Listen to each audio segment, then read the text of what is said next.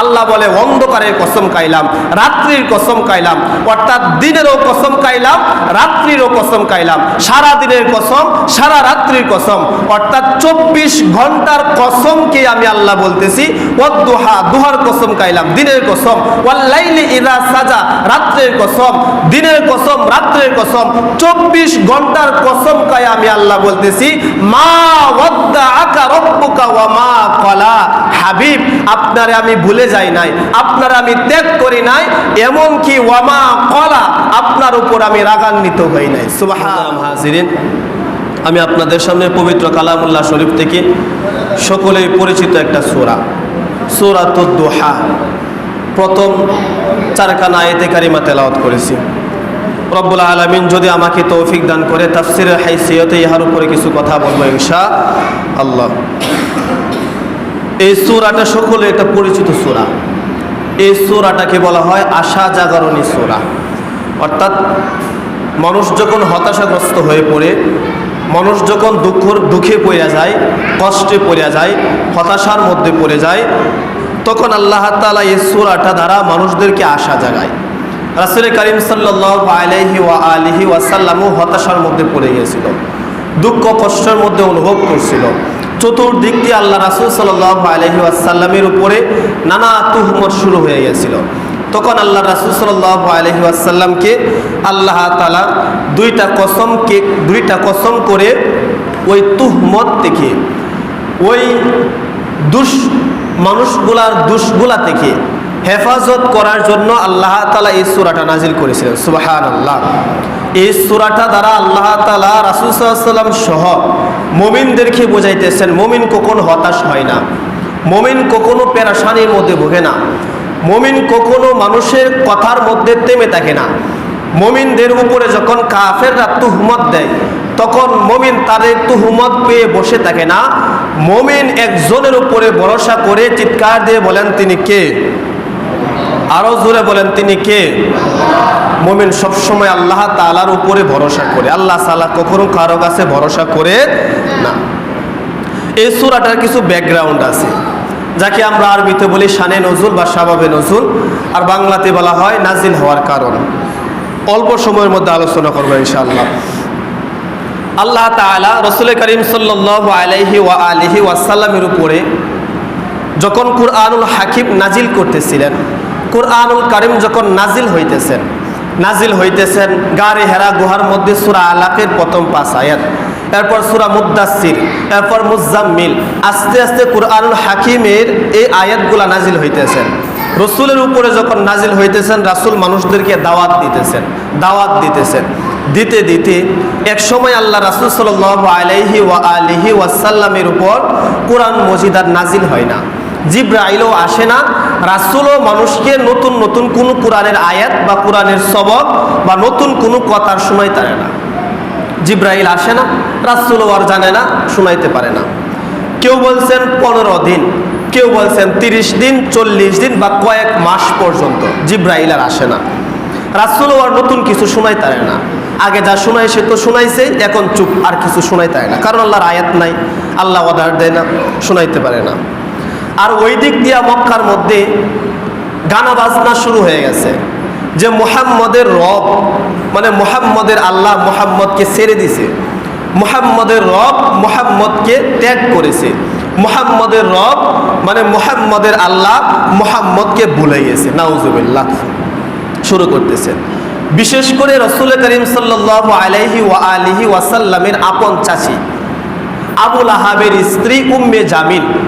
এই উম্মে জামিল মানুষের মধ্যে প্রচার করতেছে মুহাম্মদের রব তো মুহাম্মদরে ছেড়ে দিছে, মুহাম্মদের রব তো মুহাম্মদরে ভুলে গেছে, মুহাম্মদের রব মুহাম্মদকে ছেড়ে দিছে, মুহাম্মদের রব আর মুহাম্মদকে কোনো কথা বলে না, তার সাথে রাগ করছে। সব মানুষগুলা, আবাল বৃদ্ধ বনিতা যুবক যত মানুষগুলো আছে, নারী পুরুষ সমস্ত মানুষগুলা এই কথা বলতেছেন। রাসূলও পেরেশান হয়ে গেছে, হায় হায় চতুর্দিক দিয়ে আমার উপরে এই কথা, আল্লাহ আমারে ভুলে গেছে, আল্লাহ তাআলা আমারে ছেড়ে দিছে, আল্লাহ তাআলা আমার উপরে রাগান্বিত হয়ে গেছে। রাসূল পেরেশান অবস্থায়, রাসূল দুঃখগ্রস্ত অবস্থায়, রাসূল এই হতাশার মধ্যে পড়ে গেছে। রাসূল যখন হতাশাগ্রস্ত অবস্থায়, তখন আল্লাহ তাআলা এই আশা জাগরণী সূরা দোহা নাজিল করে দুইটা কসম খাইছে। আল্লাহ তাআলা দুইটা কসমকে আল্লাহর রাসূলকে বলতেছেন, হাবিব, আপনারে আমি ভুলে যাই নাই, আপনারে আমি ছেড়ে দেই নাই, আপনার উপরে আমি রাগান্বিত নাই, বরঞ্চ আপনার উপরে আমি পৃথিবীর মধ্যে যত কিছু আছে, যত পয়গাম্বরও পাঠাইয়াছিলাম, সমস্ত পয়গাম্বরের চাইতে আমি রব আপনার উপরে বেশি খুশি আছি। সুবহানাল্লাহ। কসমগুলা কিভাবে খাইলেন? আল্লাহ বলেন, অদ্দুহা, দুহার কসম। দুহা শব্দের অর্থ হলো আলো। আলো, আমাবস্যা কেটে যে আলো উদ্ভাসিত হয়, অর্থাৎ সকালবেলা সূর্যের আলো, এই আলোর কসম খাইছেন, সূর্যের কসম খাইছেন, সকালবেলার কসম খাইছেন, সারাদিনের কসম খাইছেন, অর্থাৎ আলোর কসম খাইছেন, এক কথায় দিনটার কসম খাইছেন। আল্লাহ বলেন, অদ্দুহা, দুহার কসম, দিনের কসম, সূর্যের কসম, আলোর কসম কয় আমি বলতেছি। ওয়াল্লাইলি ইযা সাজা, রাত্রিবেলারও কসম। সাজা বলতে বলা হয় অন্ধকার, যখন ঘুমুর অন্ধকার থাকে, আমাবস্যা থাকে, নিজের চেহারাও দেখা যায় না, এমন একটা অন্ধকার।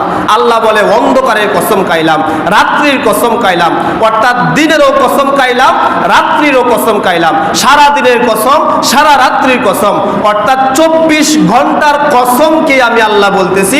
ওয়াদ্দুহা, দুহার কসম খাইলাম, দিনের কসম। ওয়াল্লাইলি ইযা সাজা, রাত্রের কসম, দিনের কসম, রাত্রের কসম, 24 ঘন্টার কসম খাই আমি আল্লাহ বলতেছি।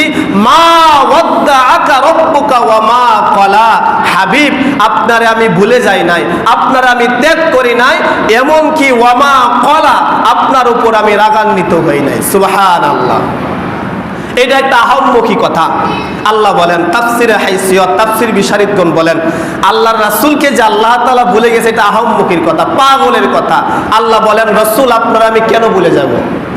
আপনার জন্মের সময় একবারে 40 বছর পর্যন্ত যখন আপনার আমি নবী বানাই নাই, আপনি নবী হন নাই, আপনারে নবুয়ত দেই নাই, ইসলামের দায়িত্ব দেই নাই, তখনও তো আপনার আমি বলি নাই। এখন তো নবী বানাইছি, আপনার উপরে, আপনার পরে আর কোনো নবী পাঠাইব না দুনিয়ার মধ্যে। এত বড় একটা দায়িত্ব দিয়ে আমি আপনারে ভুলে যাব? কারা বলে আপনারে আমি ভুলে যাব? এরার মতন আহম্মকার দুনিয়ায় কেউ নাই। সুবহানাল্লাহ। আল্লাহ রাসূলকে আল্লাহ তাআলা এইভাবে বলতেছেন, হাবিব, আপনার আমি ভুলে যাই নাই, আপনার আমি ত্যাগও করি নাই, আপনার উপর আমি রাগান্বিত নাই। এই দোহার আরেকটা মজার অর্থ শুনেন। দোহা বলতে এক অর্থ হলো আলো, সূর্যের কিরণ, সকালবেলা বা দিনের বেলা। তাফসির বিশারিদগণ বলেন, দোহার আরেকটা তাফসির হলো, আল্লাহ তাআলা এই দোহা বলতে স্বয়ং আল্লাহ রাসূলের চেহারা মুবারককেই বোঝাইছে। আরো জোরে বলেন সুবহানাল্লাহ। আল্লাহ তাআলা বলেন, হাবিব, আপনার চেহারা এত সুন্দর করে আমি বানাইছি, পৃথিবীর মধ্যে যত সুন্দর আছে, যত সুন্দর আছে, আল্লাহ তাআলা বলেন, এই সুন্দর মানুষগুলার চাইতে, সুন্দর জিনিসের চাইতে কোটি কোটি গুণ বেশি সুন্দর করে হাবিব আমি আপনারে বানাইয়া দিছি। সুবহানাল্লাহ। রাসূল অসম্ভব সুন্দর ছিলেন, অসম্ভব সুন্দর, যে সুন্দরের ব্যাখ্যা কোনোদিন হয় না, যে সুন্দরের ব্যাখ্যা কোনোদিন হয় না। আংশিক একটু মা আয়েশা ব্যাখ্যা করেছিলেন, আল্লাহ রাসূলের স্ত্রী আমাদের আম্মা জান আয়েশা, ওই আয়েশা ব্যাখ্যা করেছিলেন, দুনিয়ার মানুষেরা শোনো, আমার স্বামী তোমাদের পয়গাম্বর, তোমাদের নবী মুহাম্মদ সাল্লাল্লাহু আলাইহি ওয়াসাল্লামের সৌন্দর্য কতটুকু ছিল। আমার স্বামী তোমাদের পয়গাম্বর মুহাম্মদের সৌন্দর্য শুধু কপালের সৌন্দর্যটা, তার কপালের মধ্যে যে সৌন্দর্যটা ছিল, সৌন্দর্য ছিল, ওই তখনকার সময়ে মিশরের মধ্যে জুলাইকা, তার যে সাথী সঙ্গী ছিল, মিশরের মধ্যে 40 জন মহিলাকে আনছিল। আনার পর এই যে ইউসুফ আলাইহিস সালাতু ওয়াস সালামের সৌন্দর্য দেখানোর জন্য, এই জুলাইকার কথা শুনে মিশরের মহিলারা ইউসুফের সৌন্দর্য দেখে তারা আপেল কাটতে গিয়া তাদের আঙ্গুলে কেটে ফেলছিল, আঙ্গুল কেটে ফেলছিল। আমি আয়েশা বলি, যদি মুহাম্মদ, আমার স্বামী মুহাম্মদের সৌন্দর্য, শুধু কপালের সৌন্দর্য মিশরের মহিলারা দেখতো, তারা আপেলের মধ্যে আর চাকু লাগাইলো না হইলে, তারা এই যে আঙ্গুলের মধ্যে আর চাকু লাগাইলো না হইলে, তারা প্রথমবারের মতন তাদের কলিজা কাটলো, এরপর কোনোদিন টের পাইল না হইলে। সুবহানাল্লাহ। এত সুন্দর করে আল্লাহ তাআলা তার হাবিবরে বানাইছে। তার রাসূল সাল্লাল্লাহু আলাইহি ওয়াসাল্লামের নাতি হাসান হুসাইন খেলাধুলা করে, ছোট বয়স, রাত্রি হয়ে গেছে, টর্চ লাইট নাই তখন, এখনকার সময়ের মতন। তখন আল্লাহ রাসূলকে বলে, না না, আমাদেরকে একটু আমাদের বাড়িতে পৌঁছায় দিয়ে আসেন, বা ওই ঘরে যাব, ওই জায়গার মধ্যে যাব, কিভাবে যাব, টর্চ লাইট তো নাই।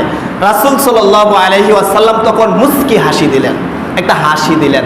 তার দাঁত মুবারকের সৌন্দর্যে, তার দাঁতের এই যে ঝলকে সৌন্দর্যে পুরা ঘরটা আলোকিত হয়ে গেছে। আর হাসান হুসাইন এই ফসরে তাদের ঘরের মধ্যে চলে গেছে, দাঁতের সৌন্দর্য।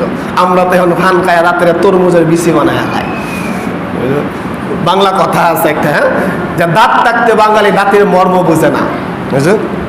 খাইন ফাইন, সমস্যা নাই, তবে আমরা একটু হেফাজত করে দেন। বেশি বলি হয়ে গেলে ওজু কিন্তু হয় না, পানি ঢুকতো না, গোসল যখন ফরজ হয়ে যাইব সব অঙ্গগুলা সারা শরীর কিন্তু ধৌতকরণ লাগবো। বলি যখন হয়ে যাবো আমাদের দুইবার কিবে, দাঁতেই তো দেওয়া হয় না, এজন্য পরিষ্কার রাখবেন, পান খাইলেও পরিষ্কার করবেন। যাই হোক, আল্লাহ বলেন আপনার যে আমি সৌন্দর্য করে বানাইছি, ওই আপনার চেহারার কসম খাইলাম, অদ্দোহা, আপনার চেহারার কসম খাইলাম। সুবহানাল্লাহ। দ্বিতীয়ত, ওয়াল্লাইলি ইযা সাজা, যে অন্ধকার যে বোঝায়। রাসূল সাল্লাল্লাহু আলাইহি ওয়াসাল্লাম যখন তাগড়া যুবক ছিল, রাসূলের মাথার চুল তখনও পাকে নাই, একটা চুলও যখন পাকে নাই, রাসূলের চুল যখন পাকে নাই, একটা চুলও, কালো কুচকুচে চুল ছিল, ভাবড়ি চুল ছিল, লম্বা চুল এই পর্যন্ত আইসা পড়তো, লম্বা চুল। মনে হয়তো মৃদু বাতাসে আল্লাহ রাসূলের চুলগুলা সাগরের মধ্যে, পানির মধ্যে যেভাবে ঢেউ খায়, রাসূলুল্লাহ যখন হাইটা যাইতো মনে হয়তো তার বাপরি চুলগুলা মৃদু বাতাসে সাগরের পানির মতন ঢেউ খাইতেছে। সুবহানাল্লাহ। এত সুন্দর চুল, কুচকুচে কালো। আল্লাহ তাআলা বলেন আপনার চুলের কসম, ওয়াদ্দুহা, আপনার চেহারার কসম, ওয়াল্লাইলি ইযা সাজা, আপনার এত সুন্দর চেহারার মধ্যে কালো বাবরি চুলের কসম খাইলাম।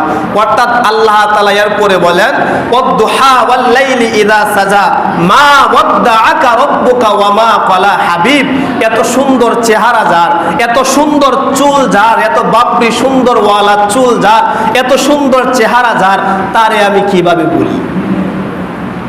এটা বাংলা তাফসীর, যে তারে আমি কিভাবে, যার সুন্দর চেহারা, আখলাক, যার চরিত্র, যার এত সুন্দর, নবুয়তের পূর্বেও যার চরিত্রের মধ্যে কেউ চুনকালি লাগাতে পারে নাই, যার চরিত্র নিয়ে কেউ কোনোদিন কথা বলতে পারে নাই, এই চরিত্রবান একজন পয়গম্বরকে আমি আল্লাহ কিভাবে ভুলে যাই? সুবহানাল্লাহ।